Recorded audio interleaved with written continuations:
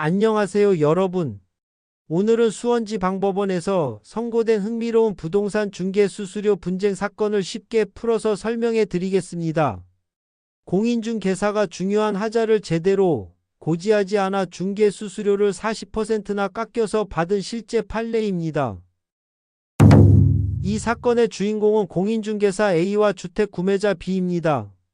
B는 2018년 12월경 안산시 상록구에 있는 1억 3,500만원짜리 주택을 매수하기 위해 공인중개사 A와 함께 현장을 방문했습니다. 그런데 첫 번째 방문 때 작은 방에 매도인 측 사람이 잠을 자고 있어서 그 방을 제대로 살펴볼 수 없었습니다. B는 2018년 12월 17일에 주식회사 E와 매매계약을 체결했습니다.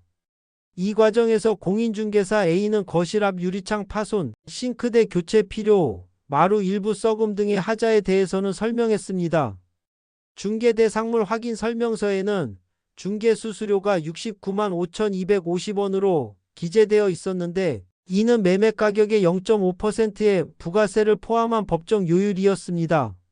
문제는 2019년 2월 28일 소유권 이전 등기를 마치고 실제로 집을 인도받은 후에 발생했습니다. B는 처음에 제대로 보지 못했던 작은 방 벽면의 결로로 인한 곰팡이가 심하게 피어있는 것을 발견했습니다. 이 곰팡이의 상태는 매우 심각한 수준이었습니다.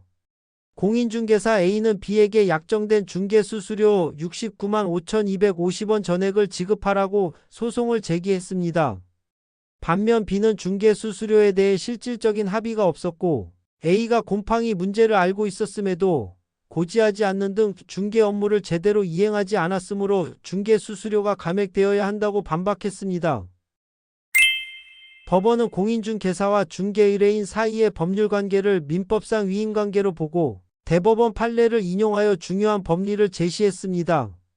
원칙적으로는 약정된 보수 전액을 청구할 수 있지만 여러 사정을 종합적으로 고려하여 약정된 보수액이 부당하게 과다하여 신의성실의 원칙이나 형평의 원칙에 어긋난다고 볼 만한 특별한 사정이 있는 경우에는 예외적으로 적정한 범위 내의 보수액만 청구할 수 있다고 판단했습니다. 법원은 4가지 핵심적인 사정을 종합적으로 고려했습니다.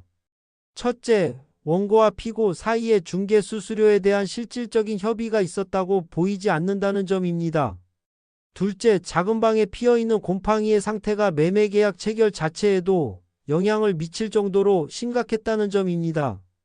셋째, 공인중개사 A가 이런 곰팡이 존재 여부를 알고 있었을 개연성이 높다는 점입니다. 넷째, 그럼에도 A가 매매계약 체결 및 중개대상물 설명 당시 이런 문제에 대해 설명하지 않았다는 점입니다.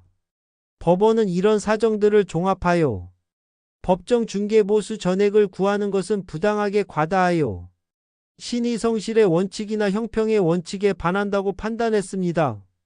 그 결과 피고가 원고에게 지급할 중개보수를 약정보수액에서 40% 감액한 41만 7,150원으로 정했습니다. 지연손해금은 소장 부본이 송달된 다음 날인 2019년 4월 2일부터 판결 선고일인 2020년 10월 6일까지는 연 5%, 그 다음 날부터 다 갚는 날까지는 연 12%를 적용했습니다. 소송 비용의 경우 원고가 청구액 중 약 60% 정도만 인정받았기 때문에 소송 총 비용 중 5분의 2는 원고가, 나머지 5분의 3은 피고가 각각 부담하도록 결정되었습니다. 이는 승소 비율에 따라 소송 비용을 안분한 것입니다. 이 판결이 주는 교훈은 매우 명확합니다. 공인중개사는 단순히 매매를 성사시키는 것만으로는 충분하지 않다는 것입니다. 중개대상물의 중요한 하자를 알고 있거나 알 수 있었다면 반드시 고지해야 하며 이를 소홀히 할 경우 중개수수료 감액이라는 불이익을 받을 수 있습니다. 특히 곰팡이처럼 매매계약 체결 여부에 영향을 미칠 수 있는 중대한 하자를 숨기는 것은 공인중개사의 기본 의무를 위반하는 행위입니다. 반대로 매수자 입장에서는 중개사의 불성실한 업무 수행을 입증할 수 있다며 중개 수수료 감액을 요구할 수 있다는 점도 중요한 시사점입니다. 부동산 거래에서 투명성과 신뢰가 얼마나 중요한지를 보여주는 대표적인 판례라고 할 수 있겠습니다. 오늘 판결 설명은 여기까지입니다. 시청해주셔서 감사합니다.